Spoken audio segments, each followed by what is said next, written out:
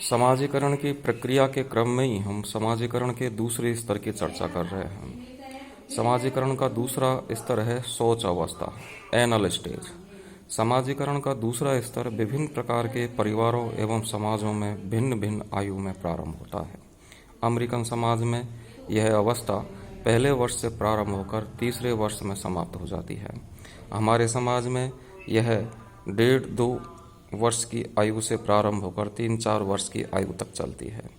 इस अवस्था में बच्चे से यह अपेक्षा की जाती है कि वह अपने आप को थोड़ा बहुत स्वयं संभाले। इस समय उसे सोच प्रशिक्षण दिया जाता है। बच्चे को कब और कहाँ सोच करना चाहिए का उसे ज्ञान कराया जाता है। हाथ साफ करना, कपड़े मैले न करना आदि की भी उसे शिक्षा दी जाती है। इस अवस्था में बच्चा अपनी और अपनी माँ की भूमिका को आंतरिकृत करता है। वह माँ से प्यार पाता है और उसे प्यार करता भी है। सही व्यवहार करने पर उसे माँ से प्यार मिलता है और गलत व्यवहार करने पर दंड। सभी समाजों में बच्चे को गलत व सही से भेद करना सिखाया जाता है। सही व्यवहार के लिए उसे पुरस्कृत एवं गलत के लिए दंडित किया जाता है। इस अवस्था में माँ की दोहरी भूमिका होती है। एक तरफ वह बच्चे को सोच प्रशिक्षण देती है और दूसरी तरफ वह परिवार के सभी कार्यों में भी भाग लेती है। इस अवस्था में माँ बच्चे के लिए एक साधक नेता होती है, क्योंकि बच्चे की आवश्यकताओं की पूर्ति के लिए वह अपनी भी मुख्य रूप से उत्तरदायी होती है। बालक इस प्रणाली में सहयोग और प्यार देकर भावात्मक योगदान देता है।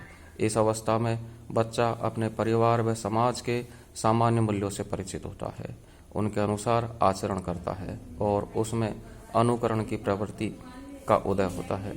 इस अवस्था में बच्चा परिवार के अन्य सदस्यों के संपर्क में आता है और उनके व्यवहार से प्रभावित होता है। सदस्यों द्वारा क्रोध, स्नेह, विरोध और सहयोग प्रदर्शित करने पर बच्चे में भी मानव और तनाव और प्रेम की स्थिति पैदा होती है। इसी अवस्था में बच्चे में व्यक्ति के विविध गुण उत्पन्न होते हैं। समाजीकरण की यह अवस्था माँ व बच्चे दोनों के लिए असुखकर होती है।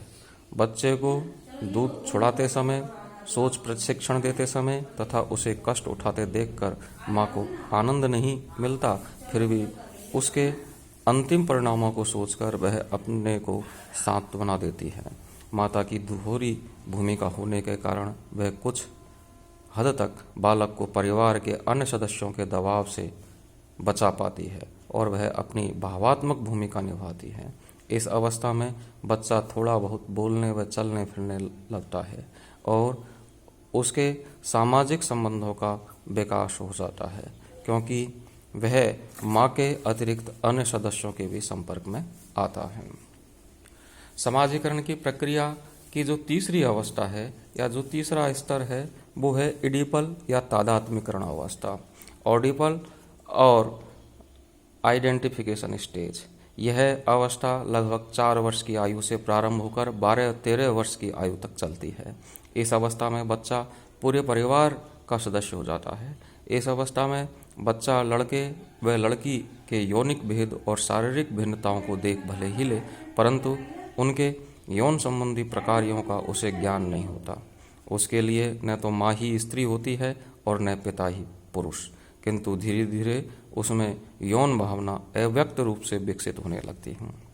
बालक से यह अपेक्षा की जाती है कि वह अपने लिंग के अनुसार अपने को ढाले। लड़कों को उस व्यवहार के लिए पुरस्कृत किया जाता है जो लड़कों के लिए उचित हो और लड़कियों को लड़कियों की तरह व्यवहार करने पर पुरस्कृत किया जाता है। लड़कों को दिए जाने वाले खिलौने लड़कियों के खिलौने से भिन्न होते हैं। इस अवस्था में बच्चा लिंग भेद सीखता है और अपने लिंग के बारे में पूर्णतः जागरूक हो जाता है। विपरीत लिंग के प्रति उसकी रुचि बढ़ने लगती है। बच्चे में यौन कल्पना को स्पष्ट करने में कुछ सांस्कृतिक तत्वों का भी योगदान होता है, जैसे लड़के व लड़की को भिन्न भिन्न प्रकार के वस्त्र पहनाए जाते हैं। इस आयु में बालकों में यौन भावना का विकास इस सीमा तक ये होता है कि वे अपने माता पिता तक से ईर्ष्या करने लगते हैं। बालक का माँ व पिता के प्रति अचेतन रूप से उन्हें इडिपस कॉम्प्लेक्स अर्थात पुत्र का माँ के प्रति प्यार और इलेक्ट्रा कॉम्प्लेक्स अर्थात पुत्री के पिता के प्रति प्यार की ओर उन्मुख कर देता है। मन के इस अंतरंग संकट से बचने के लिए तथा अपने स्वतंत्र अस्तित्व की नई मांगों को पूरा करने के लिए बच्चा अपने हमजोलियों के समूहों में जाता है। तादात्म्यकरण स्थापना दो रूपों में होती है, एक सामाजिक भूमिका से तादात्म्यकरण और दूसरा सामाजिक समूह से तादात्म्यकरण। सामाजिक भूमिका से तादात्म्यकरण करने के लिए वह अपनी भूमिका को आंतरिकृत करता है, उससे संबंधित योग्यता को प्राप्त करने का प्रयत्न करता है। उदाहरण के लिए बालक पिता, भाई, संबंधियों तथा परिवार के अन्य सदस्यों की आशाओं के अनुरूप भूमिका निभाना सीखता है। समूह से तादात्म्यकरण करने के लिए वह परिवार अपने लिंग के साथियों, स्कूल के साथियों व मित्रों के अनुरूप कार्य करता है। जॉनसन के अनुसार बालक अपने समाजीकरण के तीसरे सोपान में 3 प्रकार की तादात्म्य स्थापित करता है। प्रथम, वह अपने पिता और भाइयों के साथ तादात्म्य स्थापित करता है, लिंग भूमिका तादात्म्य स्थापना। द्वितीय, वह अपने भाई बहनों के साथ तादात्म्य स्थापित करता है, परिवार में संतान की भूमिका। और अंत में वह पूरे परिवार के साथ एक सदस्य के रूप में तादात्म्य स्थापित करता है। इस प्रकार इस अवस्था में बच्चे में विभेदीकरण की प्रवृत्ति का विकास होता है। वह यह समझने लगता है कि पिता का स्थान माँ से भिन्न है। सफल तादात्म्य स्थापित करने के लिए जॉनसन ने परिवार में निम्नांकित परिस्थितियों का होना आवश्यक माना है। लड़के को पिता एवं लड़की को माँ का पूरा स्नेह मिले। बच्चा परिवार या समूह में जिस सदस्य को अपना आदर्श मॉडल मानता है उसका बच्चे से घनिष्ठ संबंध।